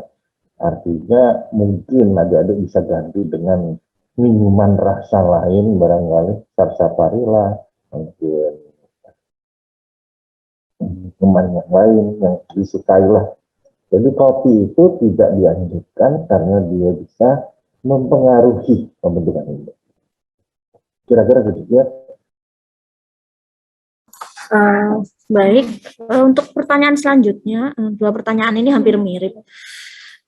Apabila mempunyai riwayat alergi vaksin hepatitis B yang kedua dan sudah tidak bisa melakukan vaksin hepatitis B yang ketiga, boleh atau tidak mengikuti vaksinasi Moderna dan apakah berpengaruh obatnya? Oke, terima kasih. Jadi seperti yang saya katakan tadi, tidak akan ada satu orang pun yang tahu bagaimana efek Moderna ini terhadap tubuh seseorang. Kenapa? Karena vaksin Moderna ini kan belum pernah ketemu sama tubuh kita.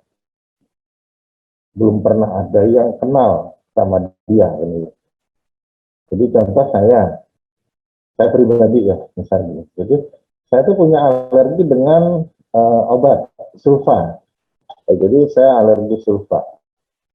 Apakah saya akan alergi dengan Moderna? Saya nggak tahu. Saya hanya bisa tahu nanti kalau setelah disuntik kan. Kenapa? Saya belum pernah berhubungan dengan Moderna. Tapi sampai dengan saat ini yang seperti itu kan sangat jarang, langka terjadi. Saya waktu disuntik dengan Moderna juga tidak terjadi hal-hal seperti itu. Seperti efek-efek yang disebutkan tadi itu tidak terjadi. Artinya setiap orang akan berbeda-beda. Kita tidak pernah tahu. Nah sekarang apakah nanti terjadi alergi? Saya tidak bisa menjawab. Akan tetapi bagaimanapun kami akan mengambil persiapan, akan membuat persiapan. Kita jaga-jaga, jangan sampai kalau terjadi sesuatu kita tidak siap. Jadi dibutuhkan waktu 15 menit untuk observasi. Makanya kan tadi dikatakan, setelah disuntik, adik-adik akan duduk manis 15 menit untuk melihat efek dari suntikan yang diberikan. Jadi jangan langsung pulang, nggak boleh langsung pulang. Lihat dulu. Kalau misalnya nanti dalam 15 menit tidak ada apa-apa, insya Allah kemungkinan besar tidak ada apa-apa. Jadi kalau pertanyaannya boleh nggak divaksin Moderna? Ya boleh-boleh aja. Jadi nanti di sana ada screening. Kalau nanti adik-adik bisa lihat setelah besok itu akan dibagikan formulir screening. Adik-adik bisa baca. Apakah Anda alergi terhadap vaksin pertama? Kalau baru pertama kali disuntik kan? Jadi jawabnya kan jelas tidak. Karena kita nggak tahu alergi enggak. Nah, begitu nanti sudah yang kedua, baru kita bisa menjawab alergi atau tidak. Tapi insya Allah aman. Jadi untuk pertanyaan ini, kami tetap mengatakan bisa mengikuti vaksinasi Moderna besok. Gitu ya. Terima kasih. Untuk pertanyaan selanjutnya, kalau yang sering sakit pusing dan terus sering panas dingin ikut vaksinasi, apakah tidak berbahaya? Jadi kita masa setiap hari panas dingin.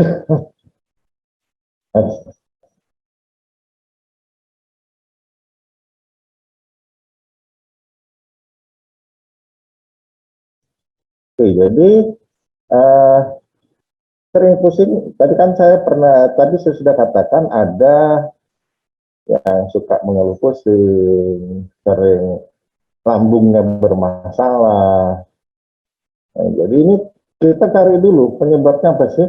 Pas sering sakit pusing, kok sering apa nih, panas dingin ini maksudnya apa? Greges apa gimana gitu ya. Jadi kenapa sih kok dia bergejala seperti itu? Apakah memang betul-betul dia sakit? Ataukah psikisnya yang bermain? Kalau psikis yang bermain, maka dia aman-aman saja sebetulnya. Tinggal sekarang yakin nggak divaksin itu, yakin tidak? Karena sekali lagi, kalau psikis yang bermain, Anda hanya bisa mengharapkan agar betul-betul yakin butuh terhadap vaksin. Kalau tidak ada keyakinan seperti itu, dia akan merasa lagi begini, aku nanti kalau disuntik vaksin, kira-kira sakit nggak ya? Aku kalau disuntik vaksin nanti bisa semaput nggak ya? Nah, kalau pikiran itu sudah muncul di awal, maka kemungkinan besar dia akan muncul setelah divaksin. Nah, ini yang tidak kita harapkan. Jadi bukan karena vaksinnya, tapi karena keyakinannya yang membuat dia terjadi seperti itu. Nah, ini adik-adik harus paham betul. Hati-hati dalam mentafsirkan ini ya. Jadi ada kemarin kasus masih di screening, sudah semaput. Itu belum disuntik. Belum disuntik, sudah semaput. Kenapa? Karena keyakinannya seperti itu.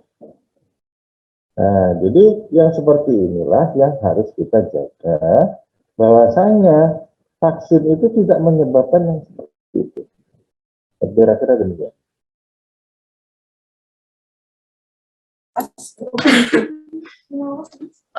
Untuk pertanyaan selanjutnya, mohon izin bertanya, 1 bulan yang lalu keluarga saya sudah kena COVID. Saat itu saya kena tracing, alhamdulillah hasil swab antigen saya negatif. Setelah isoman hampir selesai, saya timbul keluhan anosmia 4 hari, tapi saya tidak swab lagi. Ini misal saya mau ikut vaksin sudah boleh apa belum ya Pak? Ini pertanyaan ini hampir sama dengan yang tadi dan sudah dijawab nih dokter. Kemudian kita lanjut ke pertanyaan berikutnya. Apabila beberapa hari terakhir merasa sedikit sesak, seperti agak berat saat bernafas, tapi tidak ada masalah lain, apakah bisa divaksin atau tidak? Ada riwayat bronkitis. Kemudian untuk penderita asma, vaksin apa yang direkomendasikan? Monggo. Oke, jadi jawabannya sama saja ya, tidak apa-apa, silakan aja. Besok silakan datang, kita akan lihat. Jadi, insya Allah kalau dia tidak dalam kondisi sakit akut, jadi sedang kumat, insya Allah tidak apa-apa, tidak ada masalah. Jadi yang penting yakin aja bahwasanya vaksin ini saya butuh. Sehingga yang lain-lain itu tidak akan, jadi disuntik vaksin itu tidak menjadi pencetus. Atau jadi sesak setelah disuntik ini. Jadi kita tidak mengharapkan, sehingga adik yang 2 ini silakan datang saja besok untuk divaksin ya. Yang untuk isoman tadi ya silakan datang juga untuk divaksin, monggo. Kira-kira kok begitu, monggo yang lain itu. Pertanyaan selanjutnya, jadi ini mungkin yang bertanya mahasiswa tingkat akhir ini Bapak. Apakah orang yang susah tidur atau sering begadang boleh ikut vaksin? Khusus para mahasiswa semester akhir yang sedang menyusun tugas akhir atau skripsi. Terima kasih. Oh, ini justru yang butuh vaksin. Jadi karena suka begadang, jadi kan kondisinya drop. Ya.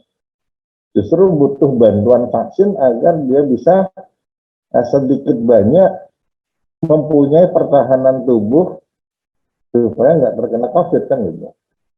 Jadi nggak ada masalah, silahkan saja. Cuma itu tadi sebetulnya kalau adik-adik akan divaksin, memang sebaiknya tidur 8 jam. Jadi fungsinya tidur itu adalah merelaksasi tubuhnya. Karena kan nanti ada nyerian pada otot dan sebagainya, sehingga kalau nanti sudah tidur istirahat dengan tenang, ototnya akan rileks, lemes gitu ya. Nah, untuk adik yang bergadang ini kalau memungkinkan nanti malam ya jangan bergadang dulu, khusus nanti malam ya, dan besok malam. Jadi istirahat aja dulu. Saya nggak tahu nanti tugas hasilnya terganggu atau enggak, tapi sebisa mungkin diistirahatkan dulu. Untuk vaksinasinya silahkan dilakukan ya. Terima kasih dokter. Kemudian ada pertanyaan lagi nih, kalau misalnya menunggu sampai 3 bulan lagi, apakah masih kebagian vaksin? Soalnya sekarang mau kemana-mana dan mau melamar kerja pun ada beberapa instansi yang mewajibkan sertifikat vaksin. Untuk Dinkes sendiri, apakah bisa memastikan untuk bulan-bulan ke depannya masih ada vaksin lagi? Oke, jadi tadi sebetulnya kalau menyimak dari awal tadi pada perjalanan vaksinasi, sebetulnya sampai akhir tahun masih ada vaksin.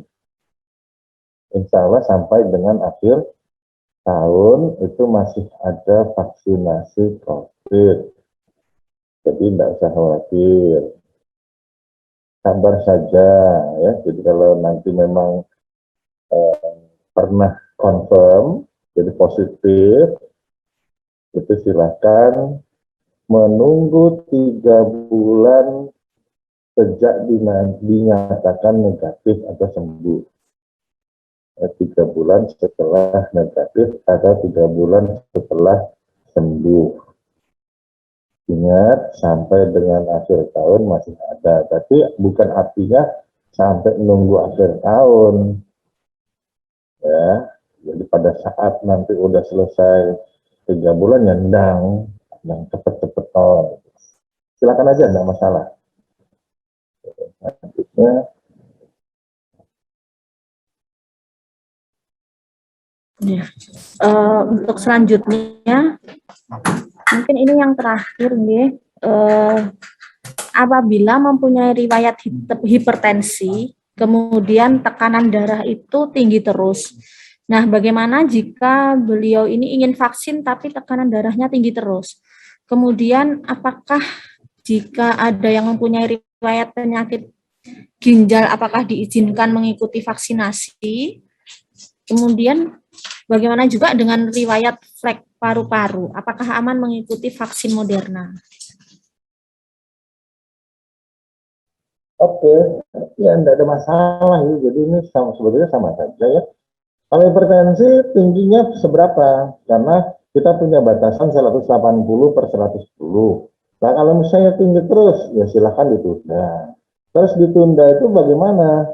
Ya tentunya dengan mengkonsumsi obat. Jadi obat hipertensi itu ada yang diminum sekali sehari, ada yang diminum 2 kali sehari, ada obat tunggal, ada obat gabungan. Itu tergantung nanti dengan yang mengobati. Jadi yang penting adalah memastikan bahwasanya tensinya sudah stabil di bawah dari yang ditentukan. Jadi sebetulnya tidak perlu terburu-buru, tidak usah khawatir kehabisan vaksin. Yang penting adalah mengontrolkan kondisi tensinya. Nah sekarang masalahnya adalah hipertensi itu penyakit, ya kalau kita bisa bilang ya seumur hidup. Oleh karena itu jangan pernah bosan untuk minum obat. Yang kedua, jangan lupa minum obat. Kenapa saya bilang jangan lupa? Karena ini kan minum tiap hari. Kalau tiap hari diminum, pada umumnya orang bisa lupa. Sudah minum belum ya? Sudah minum belum ya? Oleh karena itu, kalau di rumah ada kalender, maka di kalender itu dicentang kalau sudah minum. Kalau lihat tanggal udah dicentang, oh berarti aku sudah minum. Nah, bisa kita lihat perjalanannya di situ. Nah, keluarga yang lain juga bisa memonitor ibunya sudah minum atau belum. Kalau belum minum, segera dibuat minum obat. Karena hipertensi yang tidak terkontrol juga akan berdampak buruk bagi kesehatan. Apalagi tensinya mungkin ini sangat tinggi ya. Jadi tidak usah khawatir, jangan bingung. Silakan konsultasi dulu ke dokternya bagaimana menurunkan tensi secara bertahap, pelan-pelan, slowly but sure ya. Jadi pelan-pelan tapi pasti. Jangan hanya sekedar untuk divaksin terus minum obat, itu nggak bagus. Oke, jadi tidak masalah, ini santai saja. Tetap bisa divaksin, ingat vaksin ini sampai akhir tahun, suwi. Kendalikan saja dulu tensinya. Kalau misalnya penyakit ginjal, nggak apa-apa, silahkan selama tidak kumat. Ya kemarin ada yang, kalau nggak salah, cuci darah ya. Jadi itu juga disuntik vaksin, nggak ada masalah. Oke, yang lain itu.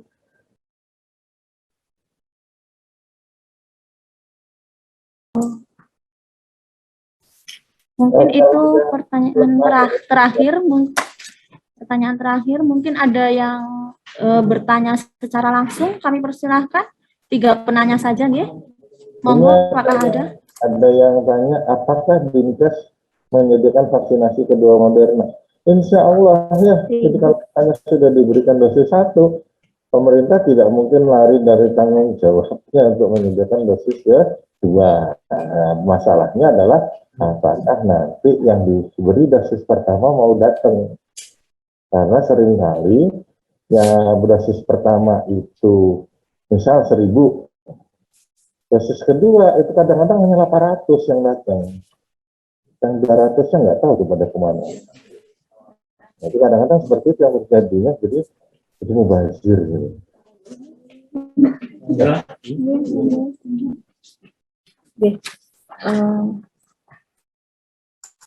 Mungkin masih ada lagi yang mau bertanya atau langsung live biar suaranya kedengeran. Silakan raise hand. Silakan angkat tangan. Kita bisa bertanya secara langsung. Kalau misalnya kita nggak tahu punya penyakit apa gitu gimana? Ya ini aja deh, ini masih ada satu lagi nih. Kalau misalnya kita nggak tahu kita punya penyakit apa ya, kan memang nggak sakit, ngapain dicari-cari ya. Jadi nanti kan akan di screening, kita akan tanya. Nah kalau jawabannya tidak, ya enggak apa-apa, nggak usah nyari-nyari penyakit. Ya biasa saja. Oke, kemudian jika kita merasakan badan sehat-sehat saja, apakah itu tandanya tidak punya sakit apapun? Oh ya jelas lah, ya enggak apa-apa. Silakan aja. Jadi nanti kami juga akan ngecek suhu, ngecek tensi. Kalau yang lain-lainnya nanti berupa pertanyaan. Jadi kalau pertanyaan itu dijawab tidak, ya insya Allah kondisi tubuhnya sedang baik. Ya, tidak ada masalah. Terus ini kapan vaksinnya? Besok ya. Besok di Sasana. Gitu ya, betul ya? Kapan ya? Tanggal 2. Tanggal 2 September, hari Kamis. Oh, hari Kamis, maaf. Tanggal 2 hari Kamis dimulai jam 8. Nanti dibagi per jamnya. Jadi nanti adik-adik kan dapat ini ya, dapat waktu datang ya. Iya, J. Nanti akan mendapatkan jadwal yang akan kami kirimkan melalui kampus. Oke, nanti tolong dilihat jadwal jamnya ya. Jam 8 sampai jam 9, 9 sampai 10, 10, 11, 11, 12. Itu pada umumnya rata-rata per jamnya 400. Ya, tidak usah pengen cepat-cepat wah besok wae. lihat aja jamnya daripada nanti bergerombol. Ya, lihat aja jamnya. Jamnya itu sudah menentukan kapan adik-adik akan diberikan vaksin. Nah, karena ini masih ada waktu Kamis, sekarang ini baru Senin, jadi kan adik-adik mulai bisa mengurangi kopinya, istirahatnya diperbaikin, kalau sedang berpuasa ya puasanya ditingkatkan, dan seterusnya ya. Jadi mungkin nanti hasilnya akan lebih bagus. Terus ini untuk flek paru, ya tidak apa-apa, yang penting sudah dalam pengobatan atau sudah lepas dalam pengobatan. Jadi ini kapan flek parunya ini kapan? Riwayat ya, jadi riwayat nggak apa-apa, kalau berarti kan sudah lama jadi artinya sudah dulu, berarti sudah diobati mestinya. Jadi nggak apa-apa, silakan ini yang flek paru ini silakan divaksin, nggak apa-apa. Ada lagi mungkin? Silahkan bertanya. Lokasi vaksinnya di Sasana Praja. Jadi adik-adik nanti kesananya ya mungkin 7:30 lah. Untuk yang tahap awal jam 8, jam 9 ya. Tidak usah semuanya merujuk di sana. Jadi gantian. Setiap jamnya sekitar 400. Setelah melakukan vaksin, apakah ada obat lain yang harus dikonsumsi? Enggak ada. Ya, kalau mau vitamin ya silakan, vitamin C 500 mg, vitamin B, vitamin D, vitamin E, dan zinc. Vitamin C, vitamin B, vitamin D, vitamin E, dan zinc. B, C, D, E, zinc. Hanya kok ditinggalin ya, nggak butuh lagi ya. B, C, B itu supaya badannya nggak lungkrah. Yang kedua C itu untuk proses imun. D juga, E juga sama, dan zinc. Ya. Tanggal pelaksananya tanggal 2 September di Sasana Praja. Di Sasana Praja tanggal 2 September dimulai jam 8 pagi. Setiap jamnya 400 peserta. Lihat jam undangannya, tidak usah rebutan.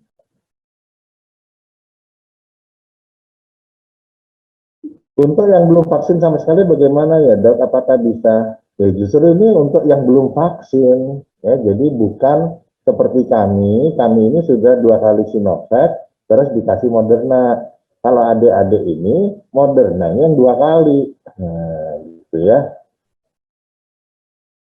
Nah, sebetulnya ini sudah mulai untuk umum. Yang pertama kita berikan ke mahasiswa.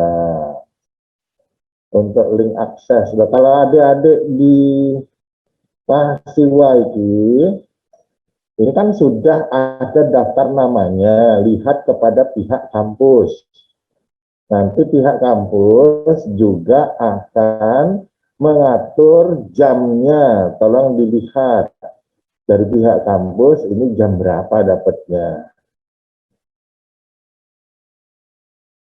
Tidak ada penanda surat bagi orang yang tidak bisa vaksin, karena kan sekarang apa-apa harus ada surat vaksin. Oke, jadi nanti kalau misalnya yang bersangkutan itu tidak bisa divaksin, dia di situ akan dinyatakan ditunda atau ditolak. Jadi kalau dia ditunda, itu artinya dia bisa divaksin, tapi masih butuh penanganan terlebih dahulu. Kalau dia ditolak sama sekali, itu artinya dia memang sama sekali tidak bisa divaksin. Oke, sudah ya? Ada lagi? Mungkin yang terakhir. Sudah nggih semuanya? Sudah jelas nggih? Ya, jadi ini melalui kampus ya, adik-adik ya, nanti melalui kampus. Melalui kampus akan diberitahu, tanya saja pada bagian pendidikan atau pada pimpinan kampus masing-masing, jam berapa, kapan, di mana, itu ada pada pimpinan kampus. Saya kira demikian, mohon izin. Tanggal 2 September. Oke. Terima kasih kepada narasumber kita hari ini. Berikan aplaus yang meriah kepada narasumber kita, Dr. Hermansyah MM. Dari saya juga terima kasih atas kehadirannya. Mohon maaf apabila ada kata-kata yang kurang berkenan. Lebih kurangnya saya mohon maaf. Assalamualaikum warahmatullahi wabarakatuh. Waalaikumsalam warahmatullahi wabarakatuh. Ya, baik adik-adik semua. Jadi untuk alur pelaksanaan vaksinasi Moderna ini, jadi adik-adik akan mendapatkan jadwal dan tempat vaksinasi dari Dinas Kesehatan melalui kampus. Jadi nanti semua informasi akan kami koordinasikan melalui kampus. Kemudian nanti peserta vaksin akan mendapatkan form screening terlebih dahulu untuk diisi baik nama, NIK, nomor HP, alamat, kemudian nanti datang tepat waktu sesuai dengan jadwal sambil membawa fotokopi KTP dan alat tulis. Nah, setelah itu pada saat pelaksanaan vaksinasi, silakan datang ke petugas pendaftaran untuk mendapatkan form inform consent, yaitu persetujuan untuk divaksinasi. Kemudian nanti peserta akan dipanggil sesuai dengan urutan nomor kedatangan, okay? Begitu mungkin sudah jelas dan lengkap. Sebelum vaksinasi jaga kondisi kesehatan. Demikian, semoga apa yang disampaikan oleh narasumber kita bermanfaat bagi kita semua. Saya selaku pembawa acara mohon maaf apabila ada tutur kata kesalahan tutur kata. Wabillahi taufik wal hidayah. Wassalamualaikum warahmatullahi wabarakatuh. Waalaikumsalam warahmatullahi wabarakatuh. Terima kasih, sampai jumpa lagi pada tanggal 2 September untuk pelaksanaan vaksinasi. Salam sehat.